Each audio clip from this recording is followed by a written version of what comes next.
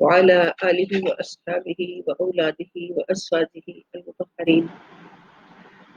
أعوذ بالله من الشيطان الرجيم. بسم الله الرحمن الرحيم. خيركم تعلم القرآن وعلمه. صدق الله مولانا العظيم وصدق رسوله النبي الأمين الكريم. عزیز ساتھیو، السلام علیکم ورحمۃ اللہ وبرکاتہ۔ اللہ رب العزت کا کروڑوں بار شکر ہے کہ آج ایک بار پھر ہم الہدایہ قرآن کلاس میں حاضر ہیں۔ آئسولیشن کے اس وقت کو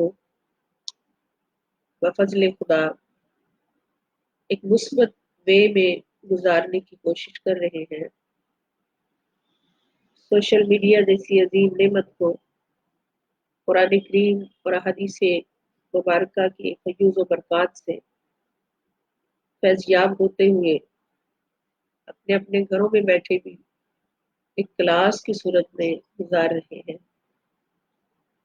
اللہ پاک ہم سب کی حاضری قبول فرمائے اور ہمیں ہمیشہ قرآن و حدیث کی صحبتوں سے فیض یاب فرمائے۔ قرآن و حدیث کا جو طالب علم ہے اس کی شان کیا ہوتی ہے؟ اللہ کے پیارے حبیب صلی اللہ تعالی علیہ وآلہ وسلم ارشاد فرماتے ہیں کہ جو شخص ایک لمحے کے لیے ٹیک لگا کر بیٹھے بیٹھے قرآن کی کسی آیت میں غور کرتا ہے، فکر کرتا ہے، یا اللہ رب العزت کی کسی نشانی میں غور و فکر کرتا ہے، تو اس کا ایک لمحے کا غور و فکر کرنا علم کے حصول کے لیے ایک عابد کی 70 برس کی عبادت سے افضل ہو جاتا ہے۔ تو 70 برس تک مسلسل باوضو رہنا اور عبادات ادا کرتے رہنا، یہ ایک طرف نماز، روزہ، حج، زکوٰۃ، شب بیداریاں، ساری عبادات 70 برس کی ایک طرف، فقط ایک لمحے کے لیے،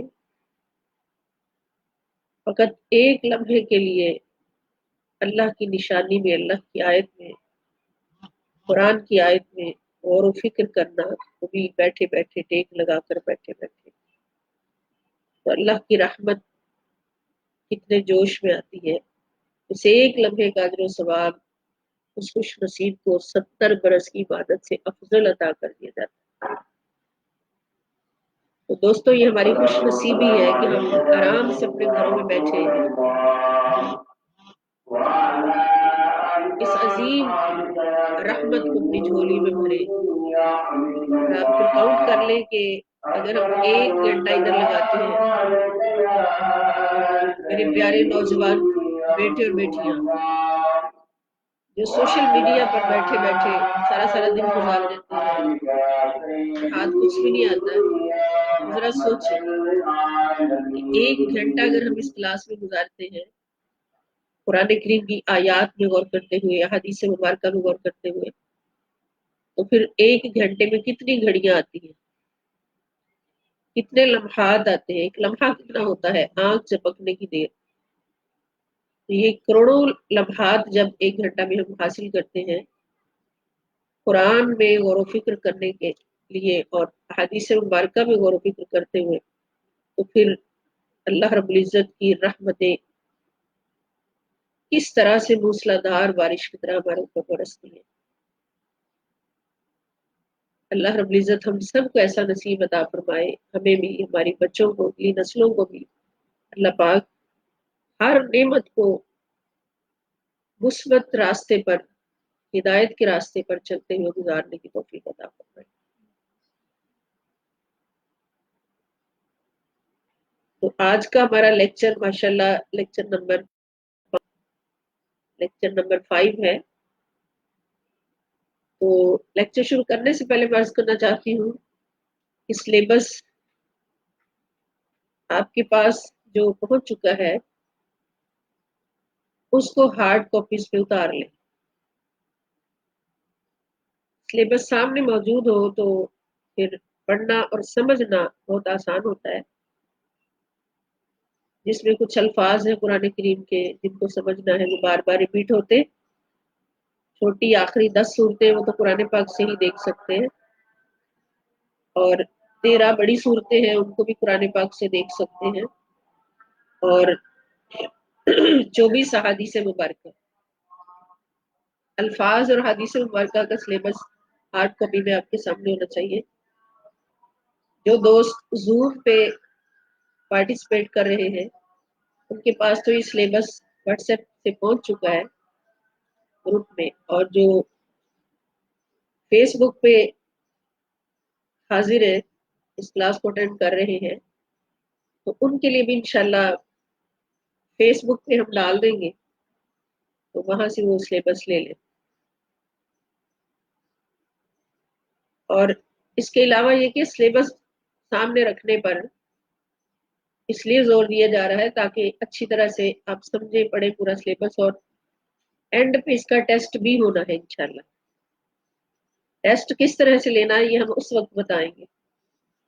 ٹیسٹ ہوگا اور پھر اس کے بعد سرٹیفکیٹس منہاج القرآن مرکز لاہور سے ایشو کیے جائیں گے تمام حاضرین و حاضرات کے لیے، اور ان پر دستخط حضور شیخ الاسلام ڈاکٹر محمد طاہر قادری صاحب کے ہوں گے انشاءاللہ. اس لیے ٹیسٹ کی تیاری کے لیے پڑھے سب دوست، اور سلیبس سامنے رکھتے ہوئے پڑھے.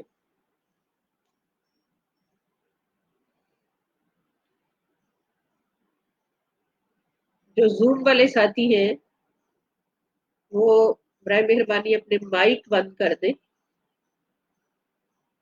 جب سب کے مائک کھلے ہوتے ہیں تو پھر ساری کلاس ڈسٹرب ہوتی ہے. مائک بند کر دیں سب. اب ہم کلاس کا آغاز کرتے ہیں. ہمارا پہلا پورشن ہے قرآن کریم میں کثیر الاستعمال الفاظ کو سیکھنا، جن میں آج ہمارے پاس پہلا لفظ ہے فی. فا اور یا. فی فی کا لفظی معنی ہے میں. یہ بھی حرف ہے. جیسا کہ میں نے عرض کیا تھا کہ کلمات 3 قسم کے ہوتے ہیں: اسم، فعل اور حرف.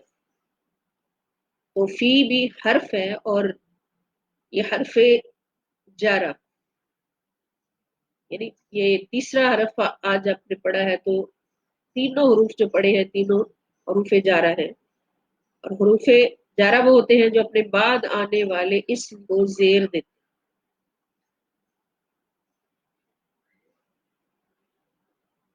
یہ حرف قرآن کریم میں 1682 مرتبہ استعمال ہوا ہے. 1682 مرتبہ استعمال ہوا ہے. اب ایک بار میننگ آپ نے سمجھ لیا تو جہاں بھی آئے گا پھر آپ کو سمجھ پہلے سے ہوگی. اب اس حرف سے میں نے عرض کیا تھا کہ حرف جو ہوتا ہے کسی اسم کے ساتھ مل کر پھر اپنا معنی پورا ادا کر سکتا ہے، اپنا مقصد پورا ادا کر سکتا ہے. تو اس فی کے ساتھ اسم اشارہ، اسم ضمیر جب ملتا ہے تو پھر اس سے جو کثیر الاستعمال الفاظ قرآن کریم میں ایک لفظ آتا ہے فی ہا. ہا جو ہے یہ واحد مؤنث غائب کی ضمیر ہے. ہا واحد مؤنث غائب کی ضمیر ہے. اور اگر فی ہی ہا ہو کی صورت میں ہو یا ہی کی صورت میں ہو، جیسے قرآن کریم میں پڑھتے ہیں ذالک الکتاب لا ریب فیہ، تو یہ واحد مذکر غائب کی ضمیر ہے. آپ نے دیکھا کہ فی جو ہے یہ ضمیر کے ساتھ مل کر بھی استعمال ہوتا ہے. فی ہا اس کا مطلب ہوگا اس میں، یعنی اس मुअन्नस में, हा किस लिए मुअन्नस के लिए, और अगर हो फी ही तो इसका मतलब होगा कि उस मुजक्कर में। और तीसरा लफ्ज फी कुम की ज़मीर आपको याद होगी। हुम और कुम में फर्क क्या है? हुम गायब के लिए जमा मुजक्कर, और कुम हाजिर के लिए जमा मुजक्कर। तो फी हा उसमें मुअन्नस, फी ही उसमें मुजक्कर, फी कुम तुम में, यानी तुम्हारे अंदर। तो ये लफ्ज इन सूरतों में कुरान करीम में बार बार आता है और 1682 मरतबा इस्तेमाल हुआ है।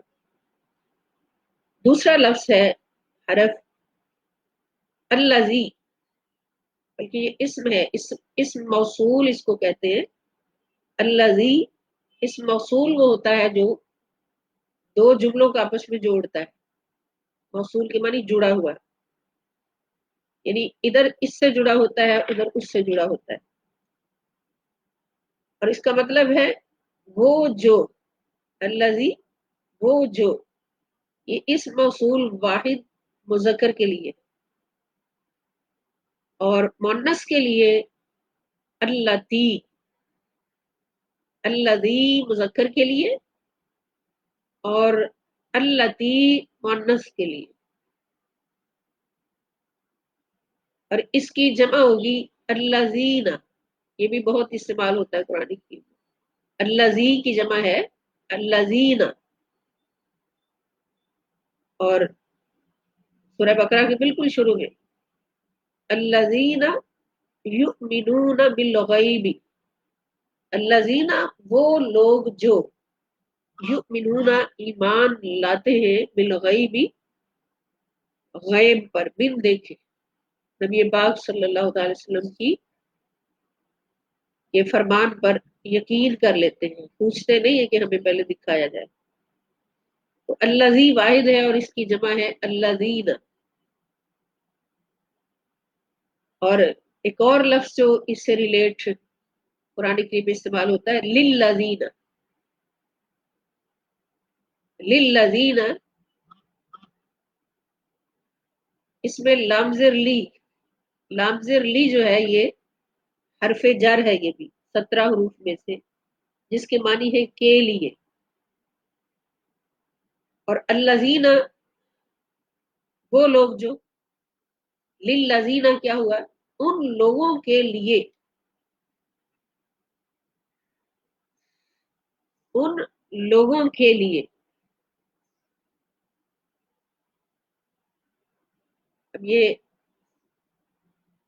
लफ्ज जो है ये इन सूरतों में कुरान पाक में बार बार आता है। अल्लज़ी वाहिद मुजक्कर इस्म मौसूल, अल्लती वाहिद मुअन्नस के लिए, अल्लज़ीना जमा मुजक्कर के लिए, और लिल्लज़ीना इसका मतलब होगा उन लोगों के लिए, उन लोगों के लिए।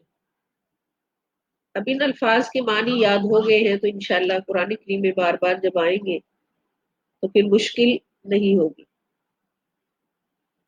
दूसरा पोर्शन हमारा है हदीस पाक का, और ये बात मेरा ख्याल रोजाना हम रिपीट करते रहे ताकि हमें याद रहे, भूले नहीं, कि नबी रहमतुल लिल आलमीन सल्लल्लाहु ताला अलैहि वसल्लम का इरशाद है कि जिसने 40 अहादीस हिफ्स कर ली जिंदगी में, तो कयामत के दिन उसको फुकहा की सफ में उठाया जाएगा, फकीह बनाकर उठाया जाएगा। और कयामत के दिन रसूलुल्लाह सल्लल्लाहु अलैहि वसल्लम फरमाते कि मैं उसकी शफात भी करूंगा और उसके हक में गवाही भी दूंगा। अल्लाह पाक हमें 40 अहादीस मुबारक याद करने की तौफीक अता फरमाए।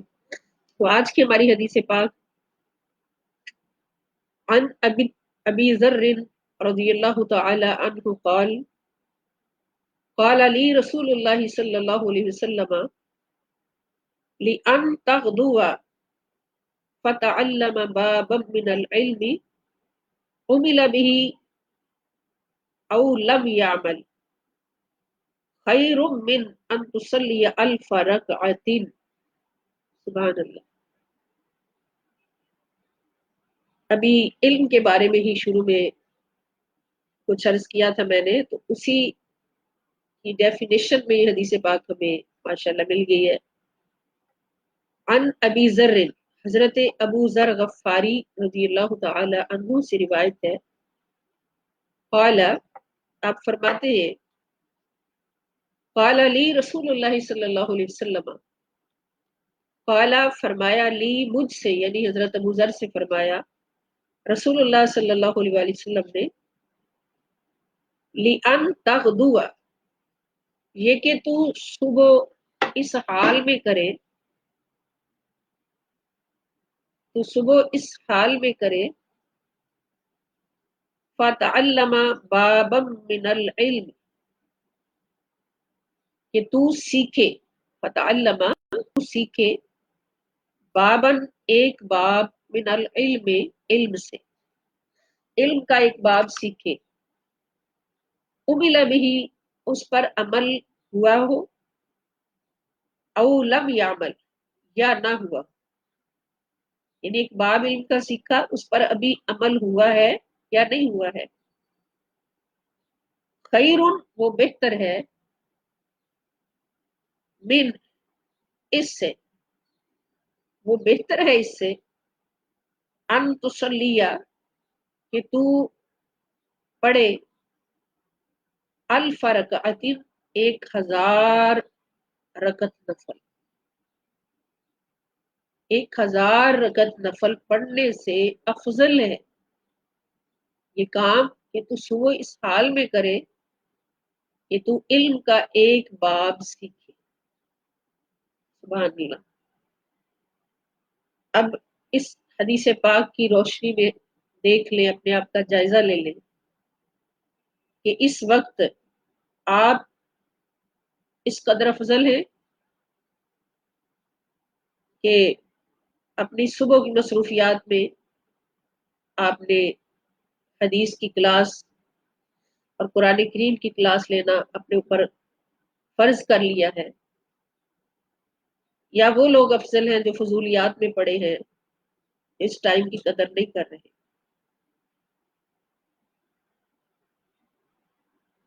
تو اس حدیث پاک سے جو مضامین ہمیں سمجھ آئے وہ کیا آئے؟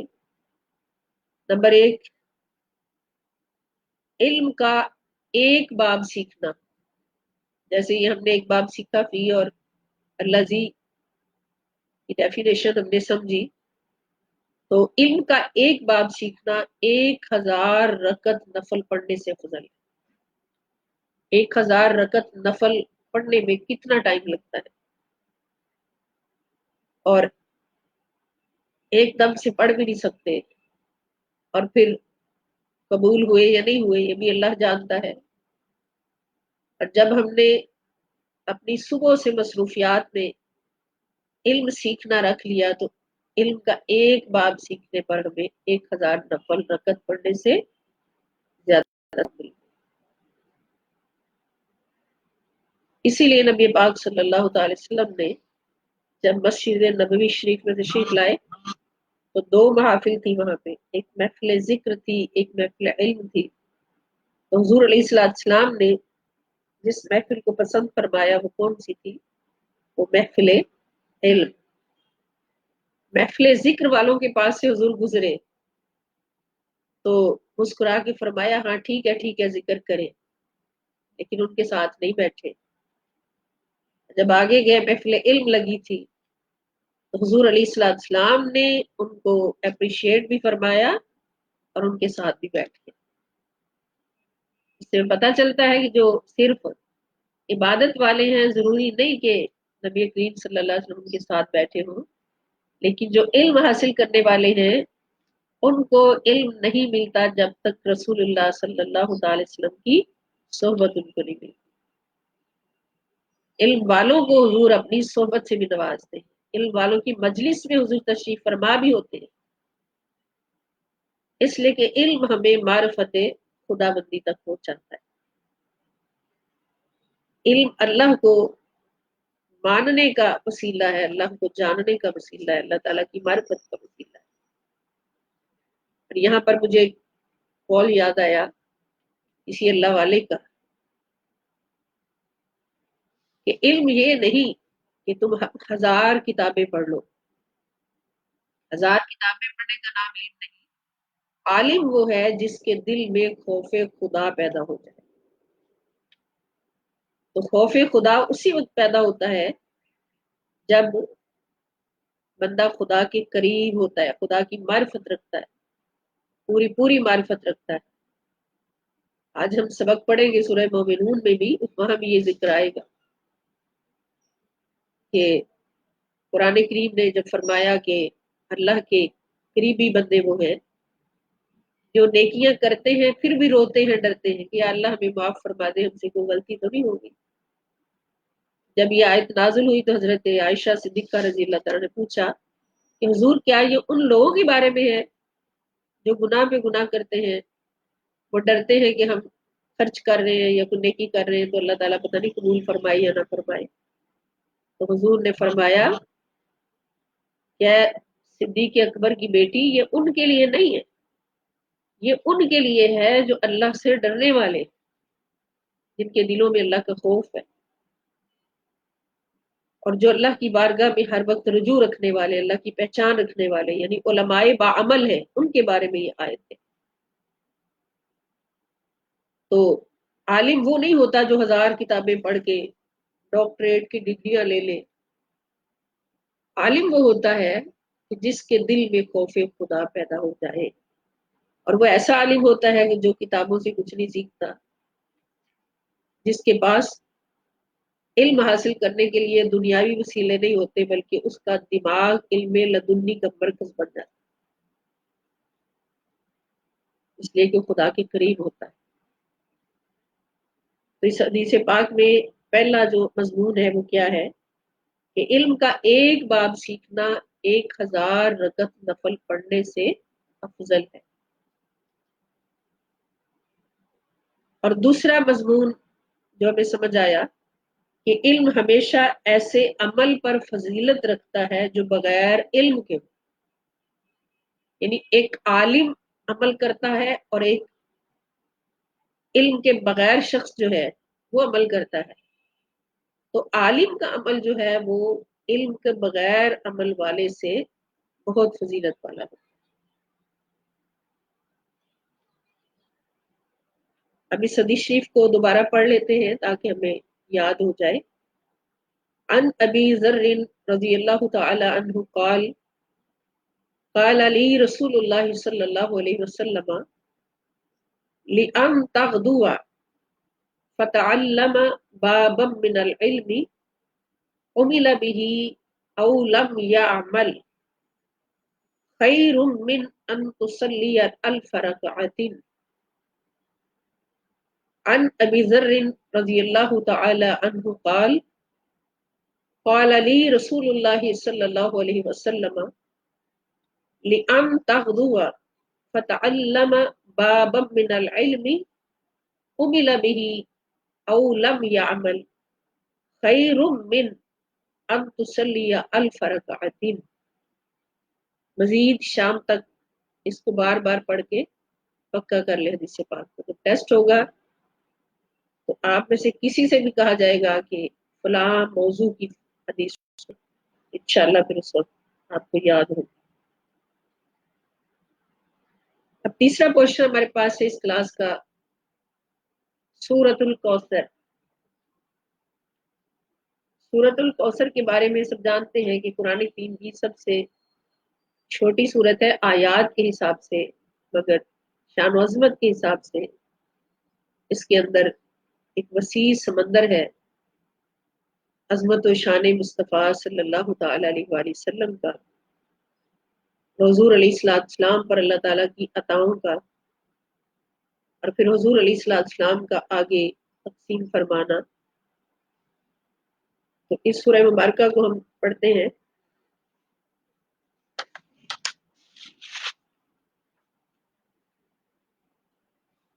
بسم اللہ الرحمن الرحیم۔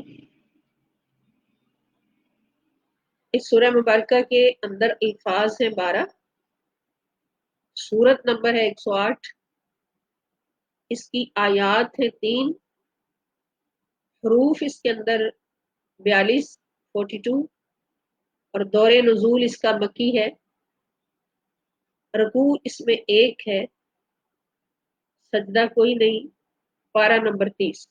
یہ معلومات بھی اپنے پاس رکھنی چاہیے۔ اِنَّا أَعْطَيْنَاكَ الْكَوْثَرَ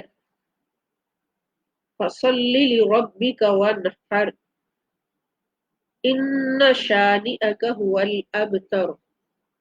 صدق اللہ العظیم۔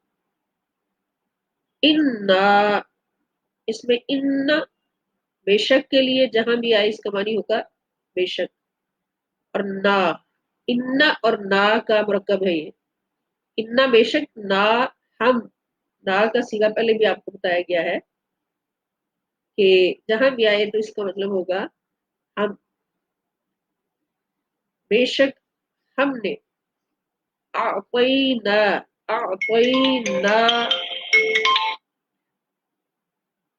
اعطا سے اعطینا، ہم نے عطا کیا، عطا عین تو یا، یہ تو اردو میں بھی استعمال ہوتا ہے عطا، یعنی عطا کرنا، دوسرے کو دے دینا۔ نا کے معنی ہم نے عطا کیا کا، آپ کو۔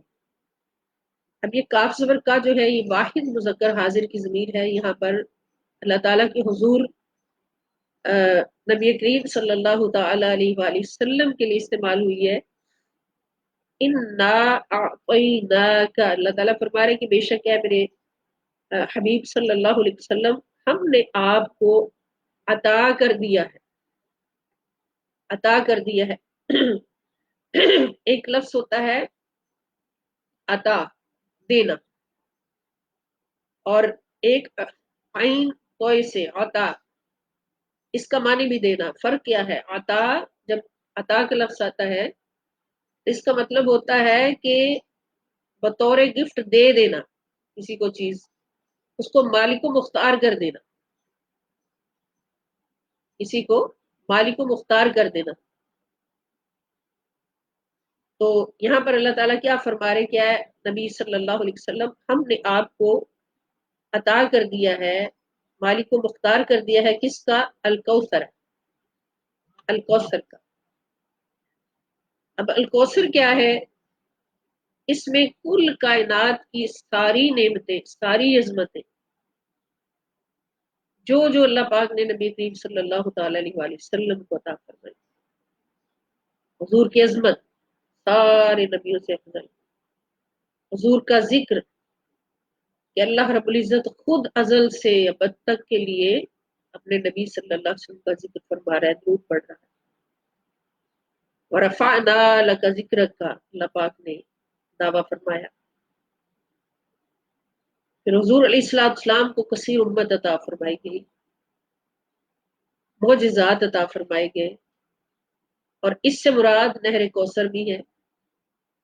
حضور صلی اللہ تعالی علیہ وسلم فرماتے ہیں کہ معراج کی شب میں نے ایک نہر دیکھی، بہت وسیع نہر، جس کے کنارے سونے کے بنے ہوئے تھے، اور اس کے اندر ہیرو جواہرات کا فرش بچھا ہوا تھا، اس کا پانی برف سے بھی زیادہ سفید اور ٹھنڈا میٹھا۔ میں نے جبرائیل سے پوچھا کہ یہ نہر کون سی ہے، تو جبرائیل امین عرض کی حضور یہ نہر کوثر ہے، الکوثر ہے، اور یہ اللہ تعالیٰ نے آپ کو عطا فرما دی ہے۔ اور نبی کریم صلی اللہ تعالی علیہ وآلہ وسلم کا ارشاد پاک ہے کہ نہر کوثر قیامت کے دن میدان محشر میں یہ بہت بڑا حوض ہوگا، حوض کوثر، جس پر چاروں طرف کناروں پر اتنے پیالے پڑے ہوں گے جتنے آسمان کے ستارے ہیں، اور چاروں خلفائے راشدین حضور کے چاروں یار چاروں کناروں پر بیٹھے ہوں گے، سبحان اللہ۔ اور اتنے پیالے اس لیے رکھے ہوں گے تاکہ جو پانی پینے کے لیے امتی آئیں تو کسی کو انتظار نہ کرنا پڑے، تکلیف نہ سہنی پڑے۔ اور حضور فرماتے ہیں میں خود اپنے دست مبارک سے حوض کوثر سے پیالے بھر بھر کے امتیوں کو پلاؤں گا، لیکن بات یہی ہے، حقیقت یہی ہے کہ آج لے ان کی پناہ، آج مدد مانگ ان سے، پھر نہ مانیں گے قیامت میں اگر مان گیا۔ کہ قیامت میں انہی کو حوض کوثر ملے گا جو آج اس پر یقین رکھیں گے کہ ان اللہ معطی و انا قاسم، کہ اللہ عطا کرتا ہے اور اللہ کے نبی صلی اللہ تعالی وسلم تقسیم فرماتے ہیں۔ یہ عطا خدا کی ہوگی، یہ تقسیم کرنے والے مصطفیٰ ہوں گے، اور اگر آج انکار کیا حضور کی عطاؤں سے تو پھر حوض کوثر پر پیالہ نصیب نہیں ہوگا ان لوگوں کو بھی، اور ان کو بھی جو چاروں خلفائے راشدین کے اعوذ باللہ بغض رکھنے والے، کوئی 3 خلفاء سے بغض رکھنے والا، کوئی ایک مولا علی سے بغض رکھنے والا، نعوذ باللہ منہم، تو ان کو بھی یہ پیالے نصیب نہیں ہوں گے، کیونکہ چاروں کناروں پر وہ محافظ بیٹھے ہوں گے۔ جو ان کے پاس جا سکے گا، رسائی حاصل کر سکے گا، تو اسی کو وہ پیالہ ملے گا۔ اور پھر حضور نے فرمایا کہ نہر کوثر ایک بہت بڑی نہر جو اللہ پاک نے مجھے عطا کر دی، اور نہر میری ہوگی، میں اس کا مالک و مختار ہوں گا اللہ پاک کے حکم سے، اور وہ اتنی بڑی نہر ہوگی کہ سارے جنتیوں کی جنتوں میں اس نہر سے ایک ایک نہر جاری ہوگی۔ جتنے جنت میں ہوں گے مومنین کاملین، ان کی جنتوں میں جو نہر جاری ہوگی تو ایک نہر نہر کوثر سے ان کو ملے گی۔ اور پھر وہی بات، وہی حقیقت کہ آج لے ان کی پناہ، آج مدد مانگ ان سے، پھر نہ مانیں گے قیامت میں اگر مان گیا۔ تو الکوثر سے مراد خیر کثیر ہے، ہر فضیلت ہے، کثرت کی انتہا ہے، اور اللہ پاک نے اپنے نبی صلی اللہ تعالی علیہ وآلہ وسلم کو کل کائنات میں جو بھی خیر کثیر ہے سب کچھ مصطفیٰ کو عطا فرما دی، اور خود گواہی دے دی کہ ہم نے آپ کو عطا کر دی ہے بطور تحفہ۔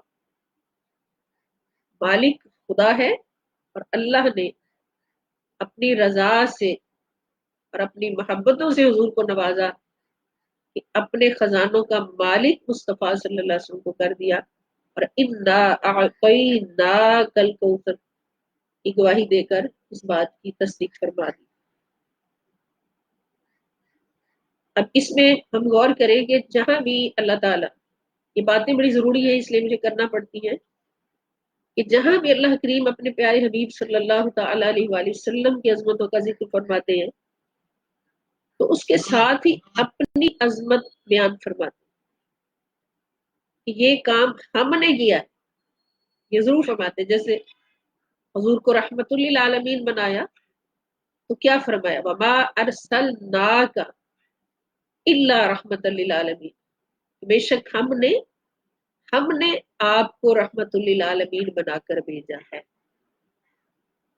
اسی طرح انا اعطیناک الکوثر، بے شک ہم نے آپ کو الکوثر عطا کیا ہے۔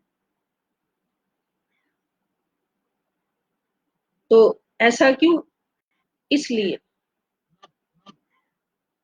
کہ نمبر ایک تو یہ کہ اگر اللہ تعالیٰ انا اپنا ذکر نہ فرماتے تو جو اشاق ہے نبی پاک صلی اللہ علیہ وسلم کے، وہ کہیں حضور کو خدا نہ سمجھ لے کہ حضور اپنے اختیار سے سب کچھ کرتے، نہیں،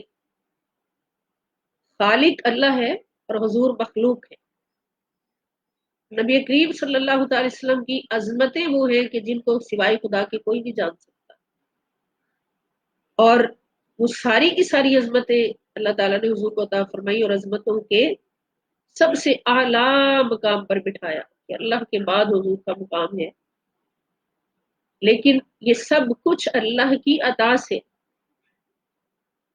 اللہ خدا ہے، اللہ معبود ہے، اور حضور بندہ ہے، عابد ہے، خدا نہیں ہے۔ اعلیٰ حضرت نے اتنا پیارا فرمایا ہے کہ ہماری محبتوں کو دیکھ کر، اپنے نبی کے ساتھ ہمارے عشق کو دیکھ کر یہ نہ سمجھو کہ ہم حضور کو خدا سمجھ رہے ہیں، نعوذ باللہ، ہمیں پتا ہے کہ خدا ایک ہے، اللہ ایک ہے، وہی ہمارے نبی صلی اللہ علیہ وسلم کا خدا ہے، وہی ہمارا خدا ہے، کل کائنات کا خدا ایک ہے۔ اور حضور کی شان کیا ہے؟ فرماتے وہ خدا نہیں، وہ خدا نہیں، وہ مگر خدا سے جدا نہیں، وہ خدا نہیں، وہ خدا نہیں، وہ مگر خدا سے جدا نہیں، وہ ہے کیا مگر وہ ہے کیا نہیں، یہ محب حبیب کی بات۔ ہمیں نہیں پتا، ہمیں اتنا پتا ہے ایک محب ہے، ایک محبوب ہے، وہ محب ہے، وہ محبوب ہے، وہ محب ہے، وہ محبوب ہے۔ تو اللہ تعالیٰ اپنا ذکر جو فرماتے ہیں پہلے کہ ہم نے یہ کیا تاکہ بہت محبت کرنے والے حضور علیہ السلام سے کہیں حضور کو خدا نہ سمجھ لیں۔ جیسے عیسیٰ علیہ السلام کی عظمت دیکھا تو عیسائیوں نے کہہ دیا کہ یہ خدا کا بیٹا ہے۔ اور دوسرا امر اس میں یہ سمجھ آتا ہے کہ جو گروہ مسلمانوں میں سے ہی، غیروں پہ تو ہمیں شکوہ ہی نہیں، نبی کریم صلی اللہ تعالی علیہ وآلہ وسلم کی عظمتوں کو نہیں مانتا اور نہیں ماننا چاہتا، بحث کرتا ہے کہ وہ نور ہیں، وہ بشر ہیں، وہ نور ہیں، نور نہیں ہے، وہ بشر ہیں، بشر نہیں ہے، یا ان کو علم غیب ہے، نہیں ہے۔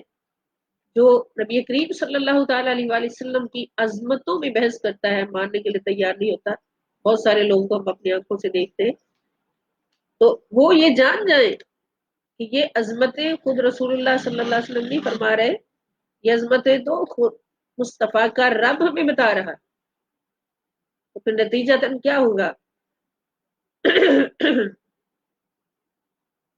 کہ وہ عظمت مصطفیٰ صلی اللہ علیہ وسلم کے منکر نہیں بنیں گے، نعوذ باللہ، وہ تو خدا کی گواہی کے منکر بنے، اور جو خدا کی گواہی کے منکر بنیں گے ان کا پھر ٹھکانہ کہاں ہوگا۔ اس لیے ان دونوں باتوں کو ذہن میں رکھیں کہ جہاں بھی اللہ تعالیٰ اپنے نبی صلی اللہ علیہ وسلم کی شان و عظمت بیان فرماتے ہیں پورے قرآن کریم میں، تو اس سے پہلے اپنی عظمت کا اور اپنا ذکر فرماتے ہیں کہ یہ کام ہم نے کیا ہے، یہ کام ہم نے کیا ہے۔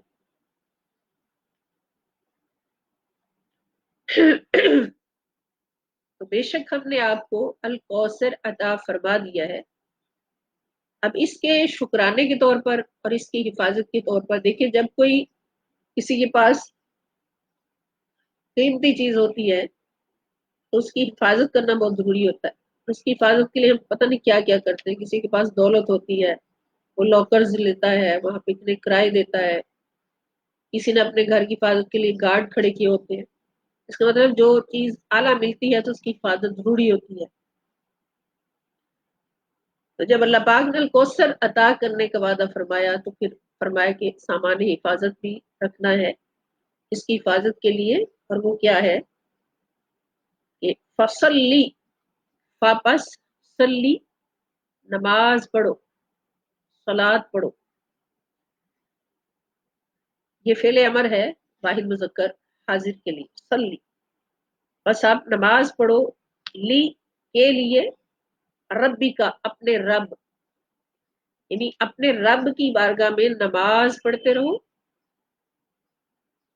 ون ہر، اور قربانی کرتے رہو۔ اب نماز ایک ظاہری عبادت ہے اور قربانی ایک باطنی جذبہ ہے۔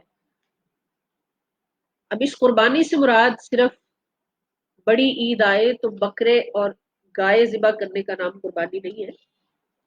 اس قربانی سے مراد ہے کہ اپنی ہر چاہت کو، اپنی ہر آرزو کو اللہ کی آرزو پر قربان کر دو۔ ہمارے دل میں، یہ دل جو خدا کا گھر ہے، خدا کا کعبہ ہے، بیت اللہ ہے، یہ اللہ نے اپنا گھر بنایا ہے، اور بندے کے حوالے جب کیا تو بندوں نے تو خانہ کعبہ کو بھی بت خانہ بنا دیا تھا. تو اس گھر کو، اس اللہ کے گھر کو ہر آلائش سے، ہر بت سے پاک رکھو. یہ گفتگو تو نبی کریم صلی اللہ تعالی وسلم سے ہے اور حضور کی وساطت سے پوری امت کو ہے کہ ایک نماز ادا کرنی اور دوسرے جذبہ قربانی کبھی بھی اندر سے ختم نہیں ہونا چاہیے. ہر چیز اللہ کی راہ میں قربان کرو، ہر چیز. مال ہے قربان کرو، جان ہے قربان کرو، وقت ہے قربان کرو، علم و حکمت ہے قربان کرو، اولاد ہے قربان کرو، اپنی خواہشات، اپنی آرزویں. ایک انسان دنیا میں رہتے ہوئے ایک چھوٹی سی آرزو کی خاطر کیا کیا کچھ کر جاتا ہے. جھوٹ بھی بول جاتا ہے، حرام بھی کھا جاتا ہے، دوسروں کے گلے تک کاٹ دیتا ہے، ظلم کی انتہا کر دیتا ہے اپنی چھوٹی سی آرزو پوری کرنے کے لیے. لیکن جو بندہ مومن کامل ہے، اللہ کا مخلص اور مخلص بندہ ہے، وہ ہر ایسی آرزو سے بچتا ہے جو اللہ کی مرضی کے خلاف جائے. ہر اس آرزو کو قربان کر دیتا ہے. اس کے اندر کوئی آرزو نہیں ہوتی، اس کے اندر ایک ہی آرزو ہوتی ہے کہ بس میرا اللہ راضی ہو، رسول اللہ صلی اللہ علیہ وسلم راضی ہوتے. تو جو اس جذبہ قربانی کے ساتھ زندگی گزارتے ہیں اور کسی بھی غلط چیز کو اپنے اوپر حاوی نہیں ہونے دیتے، کسی بھی غلط خواہش کو اپنی زندگی میں نہیں آنے دیتے، تو پھر وہ اللہ کی ان عطاؤں کے محافظ ہوتے ہیں. اللہ تعالیٰ کی ان عطاؤں کی حفاظتیں ان کے ساتھ جاری رہتی ہیں جو اللہ پاک نے ان پر کی ہوتی ہیں. تو یہاں سے ہمیں یہ سبق بھی ملتا ہے کہ اللہ پاک جب بھی ہمیں کسی اعلیٰ منزلت سے، فضیلت سے، مقام سے نوازے، کچھ بھی نعمت بڑی عطا فرمائے، تو پھر اس کی حفاظت کا سامان ہم نے خود کرنا ہوتا ہے. اللہ تعالیٰ عطا فرما دیتے ہیں. جیسے حضرت ربیعہ رضی اللہ تعالیٰ عنہ حضور صلی اللہ علیہ وسلم کے بڑے پیارے صحابی تھے، حضور پر نثار تھے. تو حضور علیہ السلام کی بہت خدمت کیا کرتے تھے، وضو کرواتے، صفائی کرتے، اور حضور علیہ السلام کے جوڑے مبارک کو صاف کرتے. اور حضور صلی اللہ علیہ وسلم جس طرف جاتے تو حضور کے جوڑا ایک دس اپنے سینے سے لگا کے حضور کے پیچھے پیچھے پھرتے. اتنا بڑا شرف ان کو ملا، ہر وقت حضور کی خدمت میں رہتے. تو ایک دن نبی کریم صلی اللہ تعالی وسلم اتنا خوش ہوئے ان سے کہ حضور نے فرمایا کہ ربیعہ آج میں تم سے بہت خوش ہوں، آج تم نے جو کچھ مانگنا ہے مانگو. تو حضرت ربیعہ نے عرض کی کہ یا رسول اللہ صلی اللہ علیہ وسلم، میری اور کوئی خواہش نہیں، بس ایک خواہش ہے کہ جیسے دنیا میں اس جہان میں آپ کے قدموں میں رہتا ہوں تو آخرت میں بھی آپ کے قدموں میں جگہ نصیب ہو جائے، جنت میں بھی آپ کے قدموں میں جگہ نصیب ہو جائے. حضور علیہ السلام نے محبت کے ساتھ مسکرا کے دیکھ کر فرمایا کہ ربیعہ تجھے یہ نعمت عطا کر دی گئی، تو خوش ہو جا کہ تجھے یہ انعام عطا کر دیا گیا کہ جنت میں تو میرے ساتھ ہوگا. اسی طرح حضرت ربیعہ بہت خوش ہوئے، خوشی سے جھوم اٹھے. حضور نے فرمایا لیکن میرے صحابی، یہ انعام تمہیں مل گیا ہے لیکن اس کی حفاظت کرنا تیرا کام. اس دنیا میں رہتے ہوئے ایک مومن کے پیچھے جو دشمن لگا ہے نفس اور شیطان کی صورت میں، وہ اس کو دی ہوئی اعلیٰ چیزوں کو خراب کرنے کی کوشش کرتا ہے، چوری کرنے کی کوشش کرتا ہے، جن میں سب سے اعلیٰ چیز ایمان ہوتی ہے. تو اس کی حفاظت تیری ذمہ داری ہے. پھر حضرت ربیعہ نے فوراً پوچھا کہ یا رسول اللہ صلی اللہ علیہ وسلم، اس عطا کی حفاظت بھی آپ ہی مجھے فرمائے کیسے کروں؟ تو آقا نے فرمایا کثرت سجود سے، کہ سجدوں کی کثرت کے ساتھ اس نعمت کی حفاظت کرو کہ اللہ کی بارگاہ میں کثرت سے نوافل پڑھا کرو، سجدے کیا کرو. تو اس سے ہمیں پتہ چلا کہ ہمارے پاس جو سب سے قیمتی چیز ہو اس کی سب سے زیادہ حفاظت کی ضرورت ہے. اور آپ سب بتائیں ذرا سب سے قیمتی چیز کون سی ہے ہمارے پاس؟ ایمان. ایمان عشق رسول پاک صلی اللہ تعالی علیہ وسلم کا نام ہے. ایمان سب سے قیمتی چیز ہے، اور اس ایمان کی حفاظت کے لیے ہم نے کیا کرنا ہے؟ اللہ تعالیٰ نے ہمیں وہ بتا دیا ہے، کثرت سے درود و سلام پڑھنا ہے، اور نماز پڑھنی ہے، نماز کی پابندی کرنی ہے، کثرت سے درود و سلام پڑھنا ہے، اور ہر بری خواہش سے دور رہنا ہے۔ جب ہم کوئی بری خواہش سوچتے ہیں تو سوچنے پر ابھی ہمیں کوئی گناہ نہیں ہوتا، بلکہ اللہ پاک دیکھتے انتظار کرتے کہ بندہ رک جائے، اللہ کی توفیق ہوتی ہے، بندہ رک جاتا ہے، اور جو ہٹ درم ہوتے نہیں رکتے پھر کیا ہوتا ہے کہ پھر ان کی حفاظت جو ہے ایمان کی وہ کم ہو جاتی ہے، اور اسی طرح اگر بری خواہشات میں پڑے رہے تو پھر آپ دیکھ لیں پیڑ پہ کیا حال ہوگا، پاس کیا رہ جائے گا، نعوذ باللہ سارا سامان چوری ہو جائے گا۔ اور ایمان کا سب سے بڑا ڈاکو جو ہے وہ ایمان چرا لے گا۔ اور آج آپ دیکھ لیں کہ باطل قوتیں کبھی ہمارے ہاتھ سے قرآن نہیں چھڑواتی کہ قرآن چھوڑ دو پڑھنا، یا نماز چھوڑ دو، نمازوں کی طرف بھی بڑی وہ تیزی سے دعوت دیں گے، قرآن سے بھی نہیں ہمیں روکیں گے تو محبت مصطفیٰ صلی اللہ علیہ وسلم کی مسائل سے روکیں گے، کوئی نعت پڑھنے سے روکے گا، کوئی درود و اسلام سے روکے گا، رنگ برنگے بہانے کریں گے کہ یہ درود پڑھنا ہے، یہ نہیں پڑھنا، یہ پڑھنا ہے، یہ نہیں پڑھنا، حالانکہ اللہ پاک نے قرآن کریم میں فرما دیا کہ ان اللہ و ملائکتہ یصلون علی النبی یا ایھا الذین آمنوا صلوا علیہ وسلموا تسلیما، کہ ایمان والو بے شک اللہ اور اس کا سارے فرشتے ہر وقت نبی صلی اللہ علیہ وسلم پر درود پڑھتے ہیں، ایمان والو تم بھی ہر وقت نبی صلی اللہ علیہ وسلم پر درود بھی پڑھا کرو، اور کثرت سے سلام بھی پیش کرتے رہا کرو۔ کوئی درود یہاں پر متعین نہیں کیا گیا، اور نہ ہی کسی حدیث میں یہ بات موجود ہے کہ صرف درود ابراہیمی پڑھا جائے اور کوئی درود پڑھنا جائز نہیں ہے، نعوذ باللہ۔ درود آپ اردو میں بھی پڑھ سکتے ہیں، آپ پرشین میں بھی پڑھ سکتے ہیں، آپ انگلش میں پڑھ سکتے ہیں، ہر لینگویج میں درود پڑھ سکتے ہیں۔ درود ہے کیا کہ ہم دعا کرتے ہیں اللہ سے گزارش کرتے ہیں اللہم صلی علی سیدنا و مولانا محمد وعلی آلہ و اصحابہ وبارک وسلم۔ تو اس کو اردو ترجمہ کر کے پڑھ لیں، اس کو انگلش ترجمہ کر کے پڑھ لیں، کسی بھی صورت میں درود پاک پڑھنا اتنا ہی افضل ہے۔ تو کثرت درود سے ایمان کی حفاظت ہوگی، کثرت سجود سے ایمان کی حفاظت ہوگی، اور قربانی کے جذبہ سے۔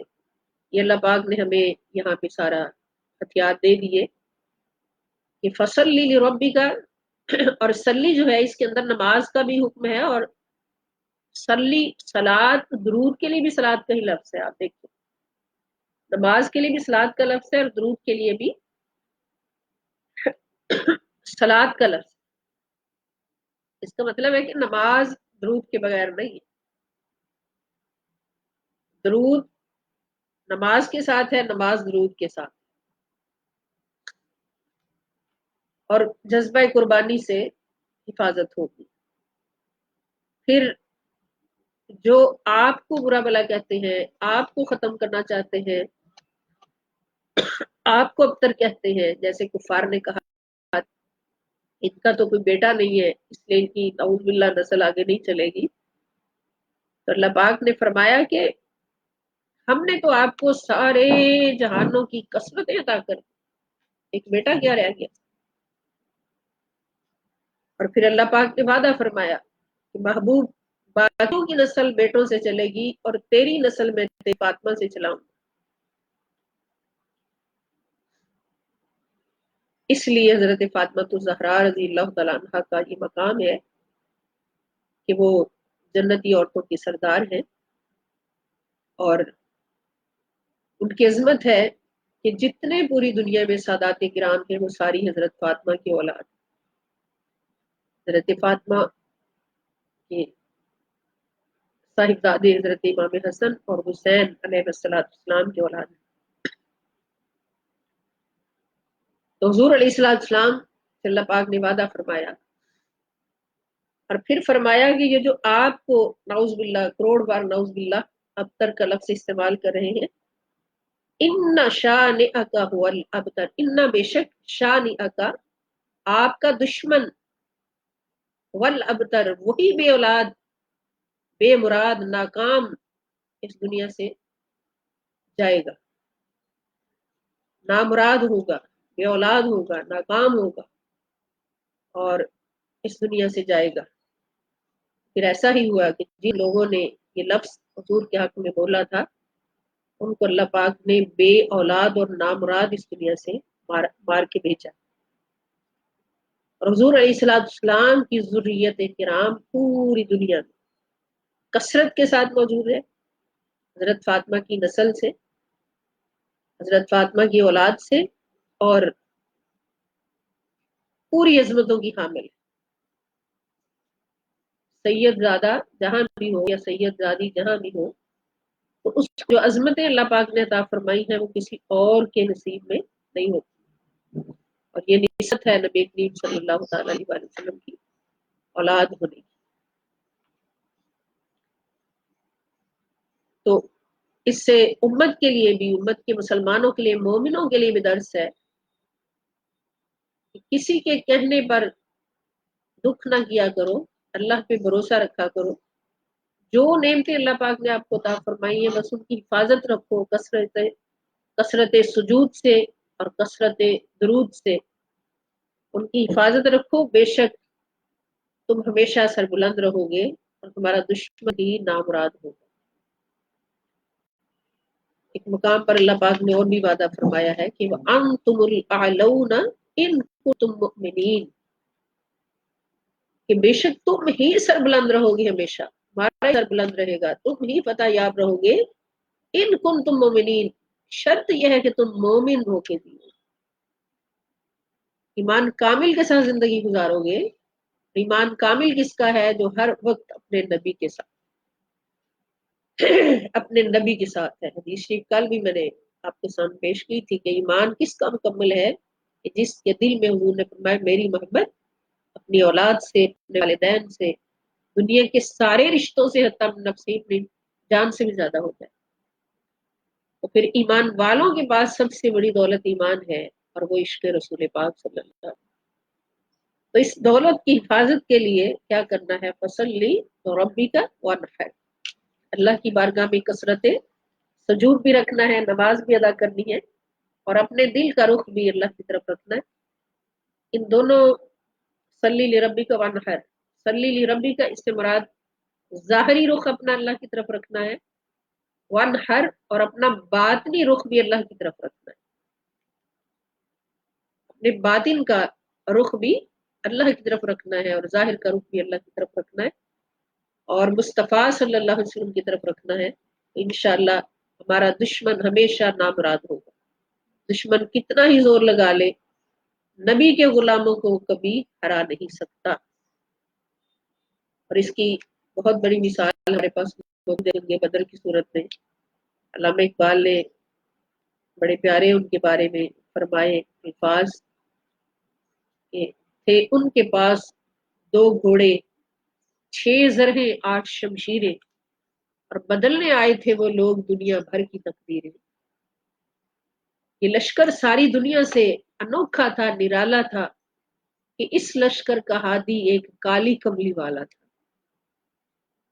نہ تیغ و تیر پر تکیا، نہ خنجر پر، نہ بھالے پر بھروسہ تھا، تو ایک سادہ سی کالی کملی والے پر۔ سبحان اللہ، اللہ پاک ہمیں ان عظمتوں والی ہستیوں کے قدموں کی خاک بن کر اپنے ایمان کی حفاظت کرنے کی توفیق عطا فرمائے۔ نوجوان نسل، ہمارے بیٹے اور بیٹیاں، بجائے فضولیات میں وقت گزارنے کے تو کثرت سجود اور کثرت درود کی طرف آئیں، اور اللہ کی عطا کی ہوئی نعمتوں کو، جو کسی بھی صورت میں ہر نعمت اللہ کی طرف سے آتی ہے، جو کچھ بھی ملتا ہے اللہ کی طرف سے ملتا ہے، اور اس کے استعمال کے 2 راستے ہوتے ہیں، ایک رائٹ ہوتا ہے، ایک رانگ ہوتا ہے۔ جس نے رائٹ راستہ اختیار کر لیا وہ کون ہے؟ الذین انعمت علیہم، ان پر اللہ کی انعامات کی بارشیں ہیں، دنیا میں ہیں، قبر میں ہیں، حشر میں ہوں گے، جہاں بھی ہوں گے۔ جنہوں نے اسی راستے کو رونگ کر لیا، رونگ راستے پر چل پڑے، اس کا استعمال رونگ کی طرف لے گئے، جیسے سوشل میڈیا کو آپ دیکھ لیں، پھر وہ کون ہوں گے؟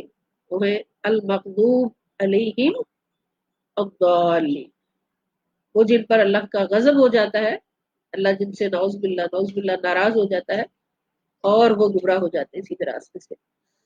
اللہ تعالیٰ سے ہر وقت دعا کریں کہ اللہ پاک ہمیں اپنے انعام یافتہ بندوں میں شامل رہنے کی توفیق عطا فرما، اور مغضوب علیہم اور ضالین سے ہمیں بچنے کی ہمیشہ توفیق عطا فرما۔ تو اس کے لیے ہمیں کثرت سجود اور کثرت درود کی طرف آنا ہوگا، اور فضولیات کو چھوڑنا ہوگا، اور علم کے حصول کی طرف آنا ہوگا۔ علم حاصل کرنا جو ہے وہ انسان کو کتنا افضل کر دے۔ سورہ کوثر تو ماشاءاللہ سب کو زبانی یاد ہوتی ہے، تو اس کو پھر پڑھ لے 3 بار تاکہ برکت مل جائے۔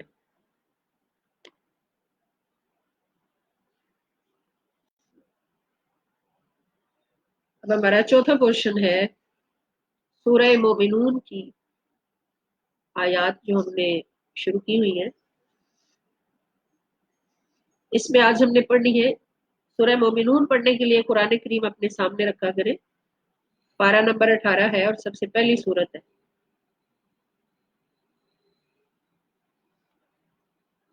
اللہ پاک ارشاد فرماتے ہیں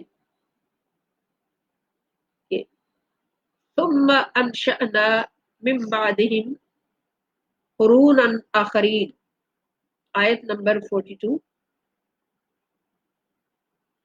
ثم پھر انشأنا، یہ لفظ بار بار آ رہا ہے۔ انشاء کے معنی ہوتے ہیں پیدا کرنا۔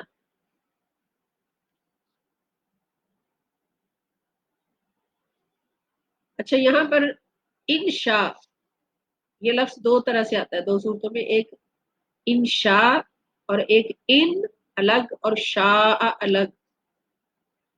تو اس کو بعض لوگ سمجھ نہیں پاتے اور ایک ہی طرح سے پڑھ جاتے ہیں۔ تو انشاء جو ہے یہ مصدر ہے انشاء سے، اس کے معنی ہے پیدا کرنا، اور ان الگ اور شاء الگ ہو تو ان کے معنی ہے اگر شاء چاہا، شاء کے معنی ہوتے ہیں چاہنا، اس سے یشاء فعل مضارع بنتا ہے، تو شاء چاہا، یشاء چاہتا ہے یا چاہے گا۔ تو اس جب ہم کہتے ہیں ان شاء اللہ تعالی، یہ ہر کام کے لیے جو بھی ہم کرنا چاہتے تو ان شاء اللہ تعالی ضرور کہنا چاہیے، اگر نہ کہیں تو اس کام میں پھر برکت نہیں آتی۔ برکت کے لیے اور کامیابی کے لیے اس میں ہم اللہ تعالیٰ کی چاہت کو شامل کرتے ہیں، اور اللہ کی چاہت سے بڑھ کے برکت اور کیا ہو سکتی ہے۔ تو اس کو فرق کو یاد رکھنا ہے، یہ دونوں طرح سے قرآن کریم میں آئے گا۔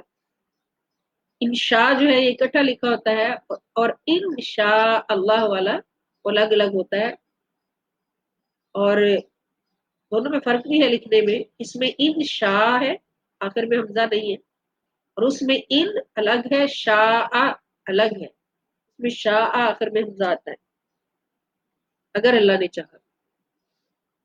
ثم پھر انشأنا ہم نے پیدا کیے، من بعدہم ان کے بعد، یعنی اس سے پہلے قوم عاد یا سمود کا ذکر ہے کہ ان کو نافرمانیوں کی باعث اللہ پاک نے ایک زوردار چنگاڑ کے ساتھ تباہ کر دیا، برباد کر دیا، ختم کر دیا، مار دیا، اور اس کے بعد پھر من بعدہم ان کے بعد قرون آخرین دوسری امتوں کو پیدا کیا، یکے بعد دیگرے۔ قرون قرن کی جمع ہے، قرن کے معنی ایک امت، قرن صدی کو بھی کہتے ہیں عربی میں، اور آخرین دوسری، آخرین کا مطلب دوسری، یعنی اس کے بعد یکے بعد دیگرے دوسری امتوں کو بھی ہم نے پیدا کیا۔ ما تسبق من امت اجلها وما يستأخرون، ما تسبق نہیں آگے بڑھ سکتی मिन उम्मतिन, कोई भी उम्मत, यहाँ मिन के मानी आप करेंगे कोई भी, यानी उम्मतों में से कोई भी उम्मत आगे नहीं बढ़ सकती अजलहा, अपने मुकर्ररा वक्त से, जितना वक्त उनको अल्लाह पाक ने लिख दिया, दे दिया। वमा यस्तअखिरून, और नहीं वो लेट हो सकती, पीछे हट सकती। यानी जो एक वक्त किसी का दुनिया में मुकर्रर है दुनिया से जाने का, किसी कौम का हो या किसी एक फर्द का हो, अल्लाह की मर्जी से जो लिखा गया अल्लाह पाक की अता से, उससे वो ना एक लम्हा आगे बढ़ सकता है ना एक लम्हा पीछे। जैसे हमारा कोई अजीज चला जाता है तो हम रोते हैं कि काश हमें पता चल जाता, हम ये कर लेते वो कर लेते, लेकिन हम तो यहाँ कुछ नहीं कर सकते। अल्लाह पाक ने जो वक्त लिख दिया है उस वक्त से ना कोई आगे जा सकता है ना पीछे हो सकता है।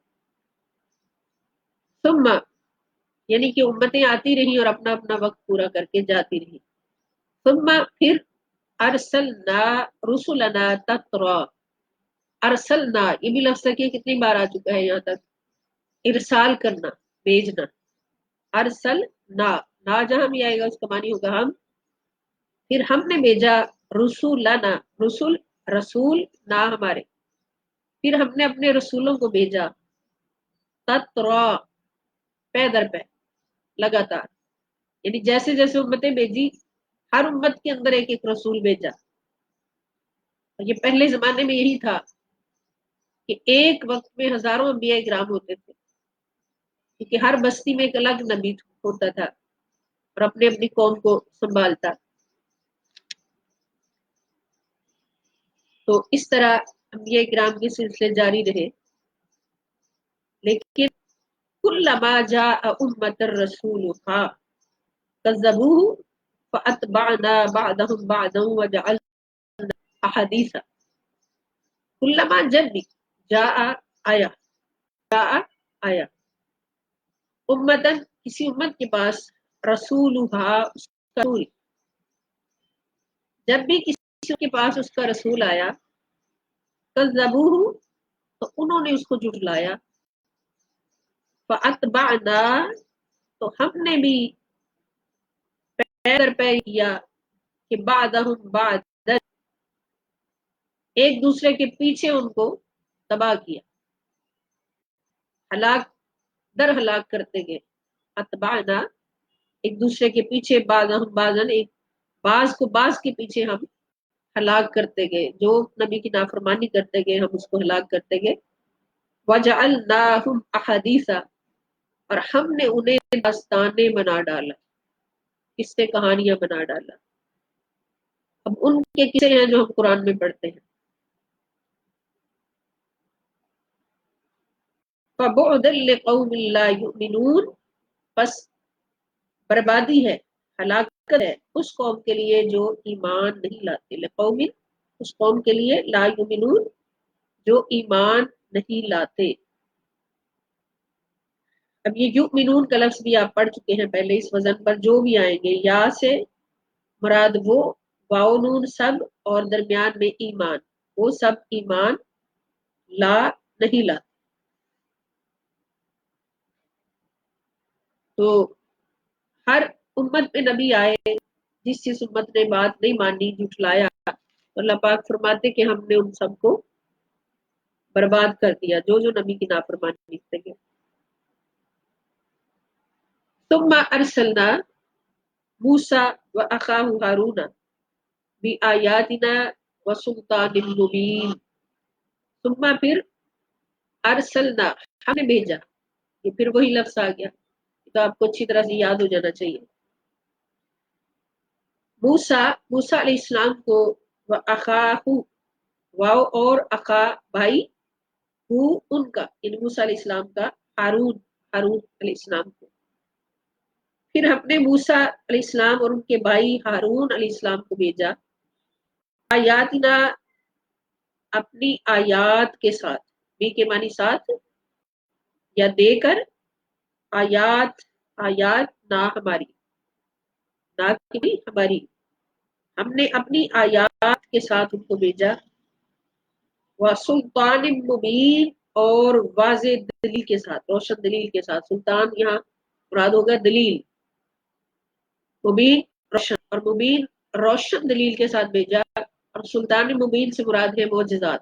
حضرت موسیٰ علیہ السلام جو معجزات دکھائے، جن میں ان کا ید بیضا تھا کہ اپنا ہاتھ اپنی بغل میں ڈالتے، جب باہر نکالتے تو سورج کی طرح روشن ہوتا، اور وہ بیماری نہیں تھی بلکہ نور تھا. دوسرا معجزہ آپ کا عصا تھا کہ وہ عصا نبوت کہلاتا تھا، جو حضرت شعیب علیہ السلام سے حضرت موسیٰ علیہ السلام کو ملا تھا، جو آپ کے سسر بھی تھے. تو وہ نبیوں سے آگے نبیوں میں منتقل ہوتا تھا. غیر نبی اس کو پکڑ نہیں سکتا تھا. غیر نبی اگر پکڑتا تو وہ اژدہا بن جاتا، نبی پکڑتا وہ اپنی صحیح حالت میں رہتا. تو وہ عصا جو تھا وہ معجزہ تھا حضرت موسیٰ علیہ السلام کا. جب انہوں نے جادوگر کے جادو کے سامنے پھینکا تو بہت بڑا اژدہا بن گیا، اور اس نے جادوگروں کی ساری جادوگری کو ہڑپ کر لیا. تو یہ معجزہ سلطان مبین. تو یہ واضح معجزات دے کر اللہ تعالیٰ نے حضرت موسیٰ ہارون علیہ السلام کو بھیجا. اور کس کی طرف بھیجا؟ الی فرعون وملئہ فاستکبروا کانوا قوما عالین. فرعون کی طرف، وملئہ اور اس کے سرداروں کی طرف. فاستکبروا پس انہوں نے تکبر کیا، وکانوا اور وہ تھے قوما عالین ظالم اور سرکش قوم. وہ ظالم اور سرکش لوگ تھے. فرعون اپنے آپ کو خدا سمجھتا تھا، جس کو چاہتا مار دیتا، جس کو چاہتا، جس کو سزائے موت بھی ہوتی اس کو بھی معاف کر دیتا، چھوڑ دیتا کہ میں چاہوں تو مار بھی سکتا ہوں، چاہوں تو زندہ کر سکتا ہوں. پھر اس نے قتل و غارت کا اسی سلسلہ شروع کیا کہ جس کے گھر بھی بیٹا پیدا ہو اس کو قتل کر دیا جائے. اتنا وہ متکبر شخص تھا، اپنے آپ کو خدا سمجھتا تھا. تو اللہ پاک نے پھر موسیٰ علیہ السلام کو اس کے مقابلے کے لیے منتخب فرمایا. اور کہا جاتا ہے کہ موسیٰ علیہ السلام بہت جلالی نبی، بہت جلال والے نبی. اللہ تعالیٰ نے پھر دشمن کے مطابق بھی حضرت موسیٰ علیہ السلام کو طاقت بھی عطا فرمائی، جلالی طاقت بھی عطا فرمائی. تو ساتھ ان کے حضرت ہارون علیہ السلام جو ان کے بھائی تھے ان کو بھی بھیجا، انہوں کو فرعون کے مقابلے کے لیے بھیجا. اور معجزات دے کر بھیجا. دیکھیں نبی کے لیے معجزات کو اللہ پاک نے لازم فرمایا، اسی طرح ولی کے لیے کرامات کو لازم فرمایا. یہ دونوں اللہ کی عطا سے ہوتے ہیں. معجزات صرف نبی کی شان ہے، اور کرامت ہر ولی کی شان ہے.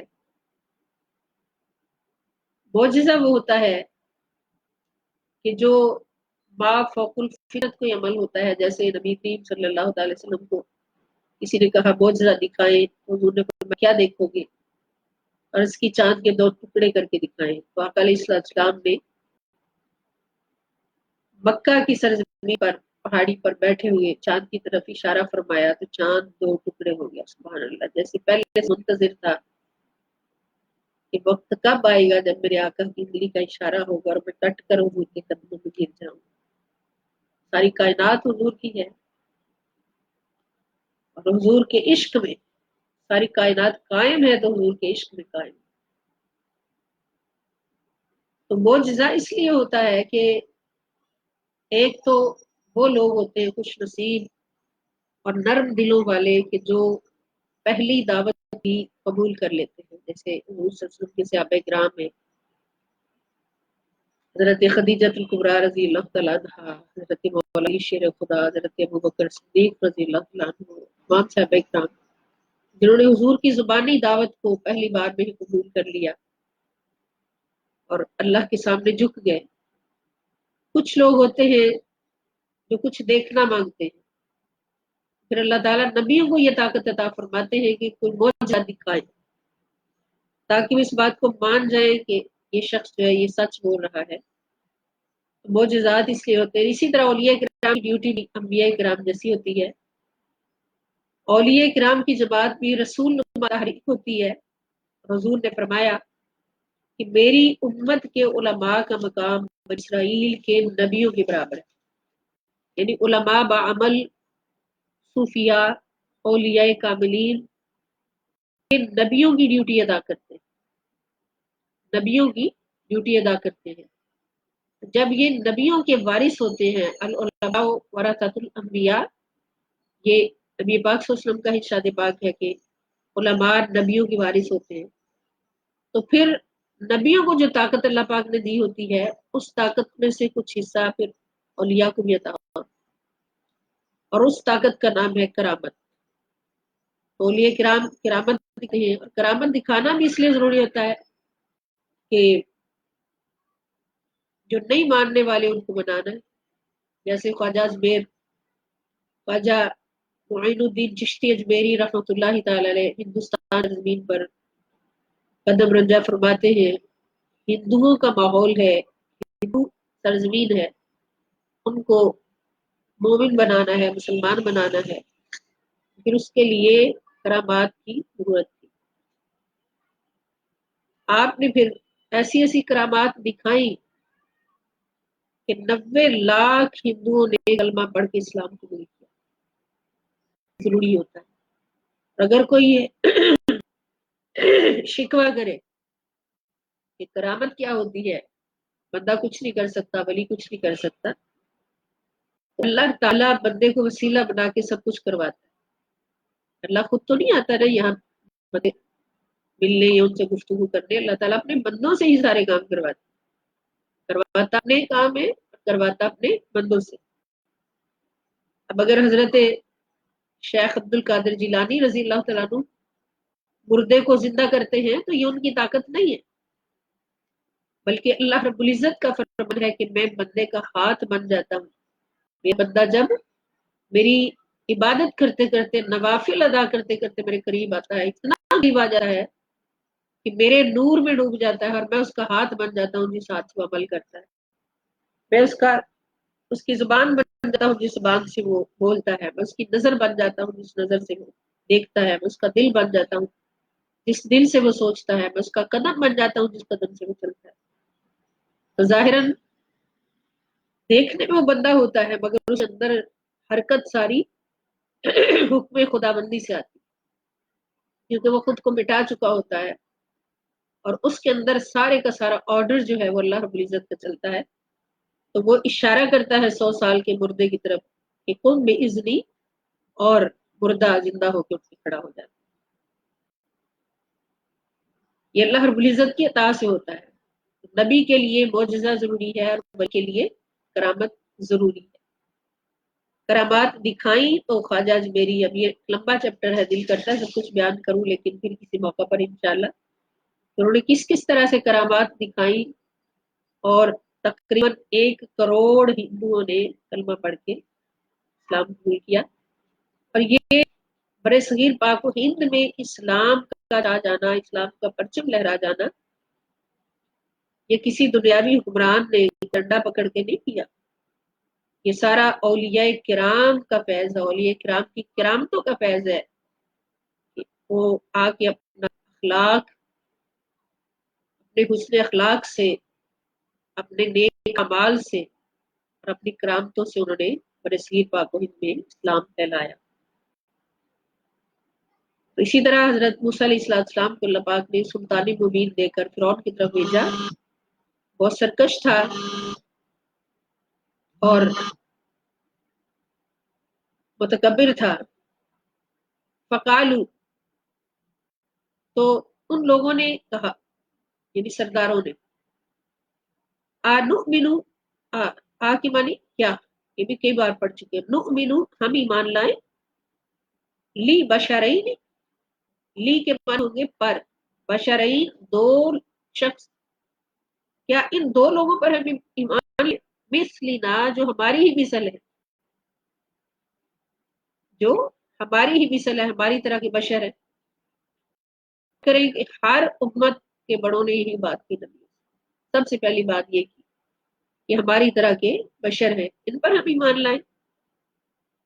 وقومہما، جبکہ ان کی قوم، یہاں واو حالیہ ہے، اس واو کے معنی اور نہیں ہے بلکہ حالانکہ قومہما، ان دونوں کی قوم، لنا، ہمارے لیے، عابدون، غلام ہے، ان دونوں کی قوم تو ہمارے غلام ہے، ہم ان پر کیسے ایمان لائیں؟ کیا اپنی برتری جتلانا چاہتے ہیں؟ فَكَذَّبُوهُمَا فَكَانُوا مِنَ الْمُهْلَكِينَ،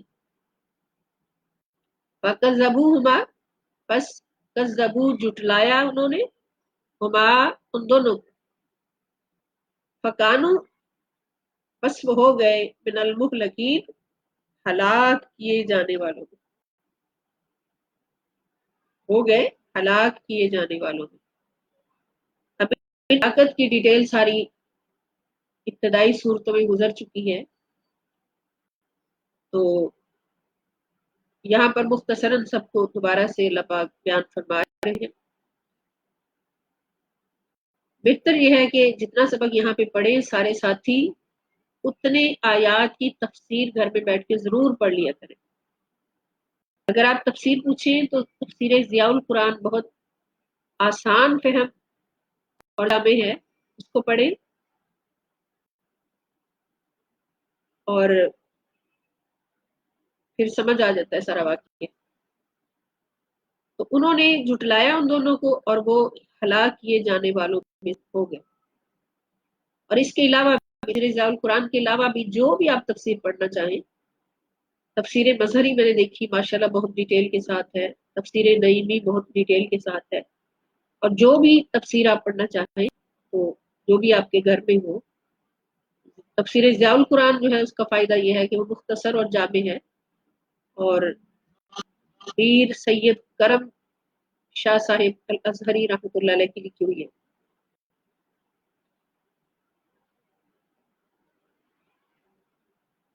ربی تفسیر آئے گی انشاءاللہ حضور شیخ الاسلام ڈاکٹر محمد طاہر القادری مد ظلہ العالی کی بھی انشاءاللہ، وہ تو پھر ایک انمول تحفہ ہوگا۔ وَلَقَدْ آتَيْنَا مُوسَى الْكِتَابَ لَعَلَّهُمْ يَهْتَدُونَ، وَلَقَدْ، اور بے شک، آتَيْنَا، ہم نے عطا کیا۔ دیکھیں آتی، ابھی میں نے سورہ کوثر کے شروع میں آپ کو بتایا کہ ایک لفظ آتینا بھی ہے عطا کرنے کے لیے، اور ایک اعطینا، عین تو الف، تو آتینا جو ہے اس کا مطلب ہے دے دینا، کسی کو گفٹ کر دینا۔ وَلَقَدْ آتَيْنَا، اور ہم نے عطا کی، موسیٰ الکتاب، موسیٰ علیہ السلام کو کتاب، لعلہم یہتدون، تاکہ وہ ہدایت پا جائیں، یعنی ان کی امت لوگ کتاب کے ذریعے ہدایت پا جائیں۔ اب نبی کا نام لے کے تو دعوت پوری امت کی مقصود ہوتی ہے۔ وَجَعَلْنَا ابْنَ مَرْيَمَ وَأُمَّهُ آیَةً وَآوَيْنَاهُمَا إِلَى رَبْوَةٍ ذَاتِ قَرَارٍ وَمَعِينٍ۔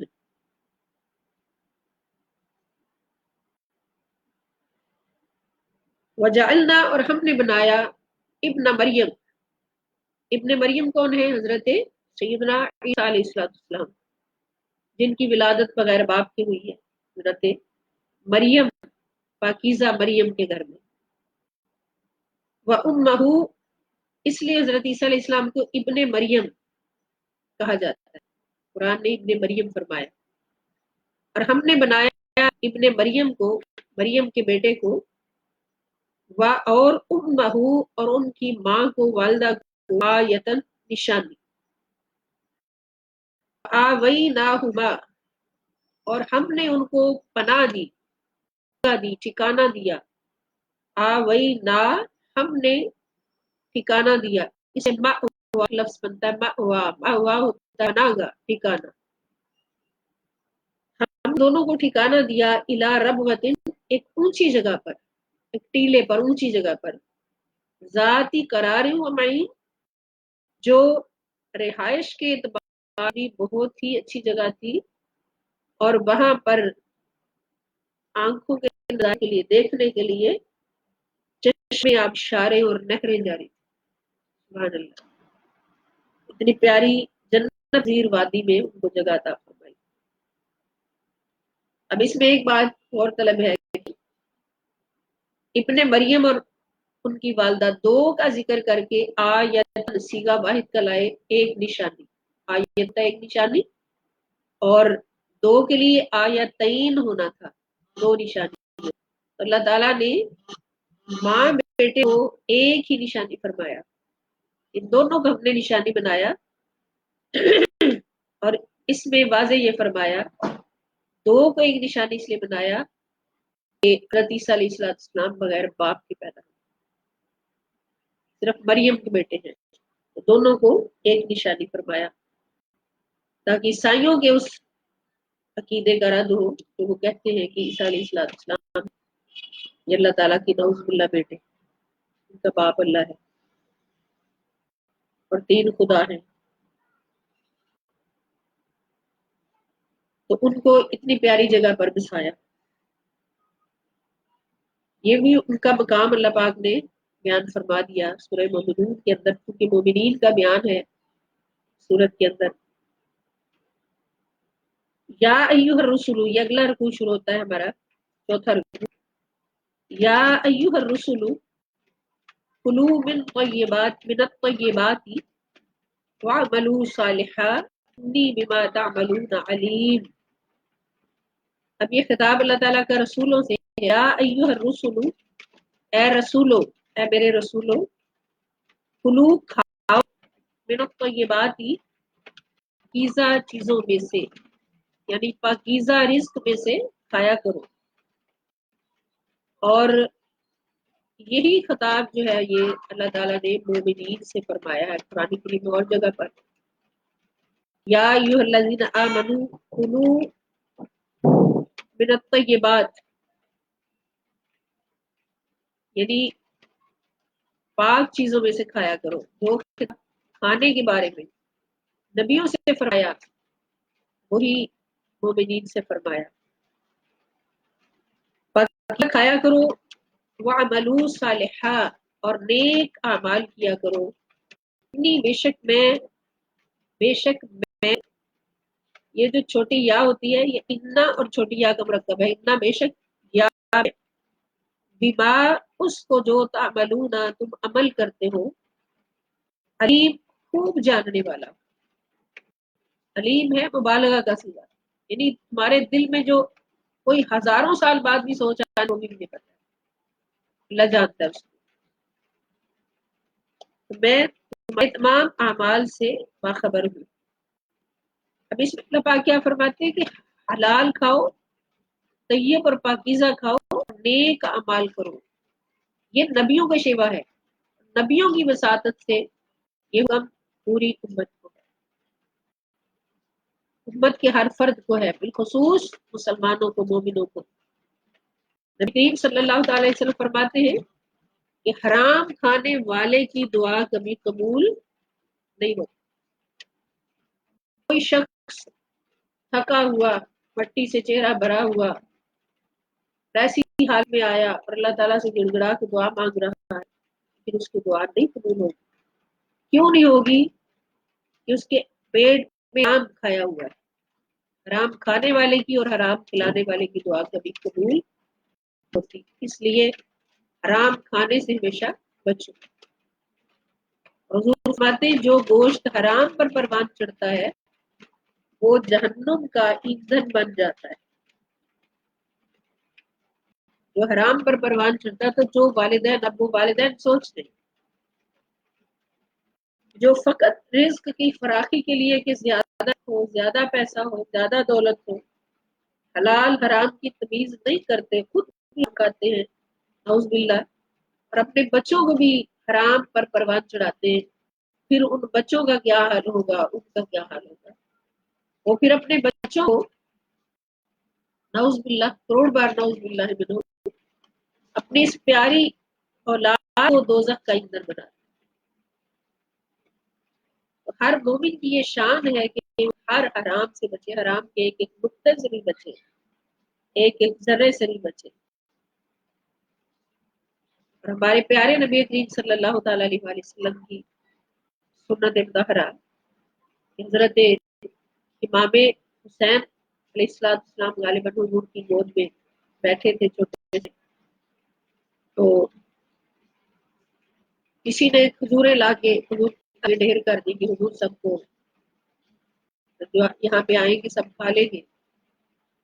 تو ایک کھجور شہزادہ مصطفیٰ صلی اللہ علیہ وسلم نے اٹھا کر اپنے منہ میں ڈال لی۔ حضور علیہ السلام کو نہیں پتا چلا کہ صدقے کی کھجوریں ہیں، اور انگلی منہ میں ڈال کے، اپنی انگلی مبارک منہ میں ڈال کے ساری کھجور باہر نکالی، کھجور کا ذرہ باہر نکالا۔ یہ تو صدقے کی کھجور اور صدقہ سید پر حرام ہے، سب میری اولاد پر حرام ہے، تو اس حد تک بچا گیا۔ تو آج ہم دنیا کی صرف اسٹیٹس قائم رکھنے کے لیے اور دنیا کی حبس میں دیکھتے ہی نہیں کہ حلال کیا ہے، حرام کیا ہے۔ نبیوں کو بھی اللہ پاک کی دعوت دی، یہی مومنین کے لیے۔ اللہ تعالیٰ فرماتے ہیں میں تمہارے ہر عمل سے باخبر ہوں۔ وَإِنَّ هَٰذِهِ أُمَّتُكُمْ أُمَّةً وَاحِدَةً وَأَنَا رَبُّكُمْ فَاتَّقُونِ۔ وَإِنَّ اور بے شک هَٰذِهِ یہ امتکم تمہاری امت، امۃ واحدۃ ایک امت ہے، یعنی یہ ساری ایک امت ہے۔ اب اس امت سے مراد دین بھی ہے کہ تم سب کا دین ایک ہی ہے، ایک ہی امت ہونے سے مراد بھی یہی ہے کہ تم سب کا دین ایک ہے۔ وہ دین کیا ہے؟ ایک اللہ کی طرف دعوت دی۔ اس دین کی دعوت کیا ہے؟ لا قولوا لا الہ الا اللہ تفلحوا، تم اقرار کرو گے اللہ کی سوا کوئی معبود نہیں تو تم فلاح پا جاؤ گے۔ نبیوں کے آنے کا مقصد اسی بات کو منوانا، اللہ ایک ہے، ایک اللہ کی عبادت۔